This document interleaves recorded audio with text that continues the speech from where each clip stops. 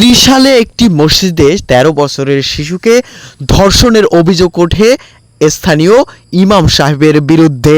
দীর্ঘ কয়েকদিন যাবৎ এমনই একটি ভিডিও সামাজিক যোগাযোগ মাধ্যমে ছড়িয়ে পড়েছে। যাদের কাছ থেকে আমরা ঈমান আমল শিখি তাদের কাছ থেকে এমন কর্মকাণ্ড যা ছিল অপ্রত্যাশিত। স্থানীয় ঘটনা সূত্রে জানা যায়, ইমাম সাহেবের বিরুদ্ধে বেশ কয়েকবার এই ধর্ষণের অভিযোগকে কেন্দ্র করে নানা আলোচনা সমালোচনা উঠলে বিষয়টি স্থানীয় প্রশাসন সহ পুলিশকে নিশ্চিত করা হয়। পরক্ষণে তার অভিযোগের ভিত্তিতে গ্রেফতার করা হয় বলে জানা যায়। তবে সামাজিক যোগাযোগ মাধ্যমে ছড়িয়ে পড়লে নেটিজেনদের মাঝে শুরু হয় নানা আলোচনা সমালোচনা। গতকাল পুলিশকৃত আটক করার পর স্থানীয় সাংবাদিক সহ নানা মহল থেকে প্রশ্ন উঠেছে, আপনি কি সেই ইমাম?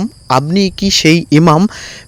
ভাইরালকৃত ভিডিওতে এমনটাই দেখা যায়। সামাজিক যোগাযোগ মাধ্যমে এ বিষয় নিয়ে কেউ কেউ বলেন, যাদের কাছ থেকে আমরা ঈমান আমল শিখি তাদের কাছ থেকে এমন কর্মকাণ্ড যা ছিল অপ্রত্যাশিত।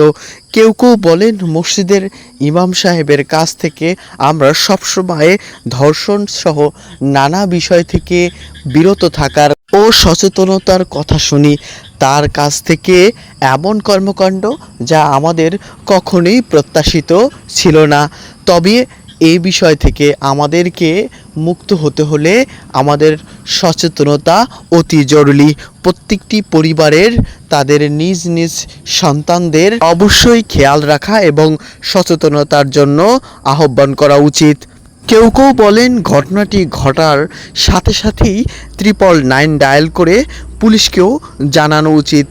এমন নানা বিষয়ে নানা আলোচনা সমালোচনা সামাজিক যোগাযোগ মাধ্যমে।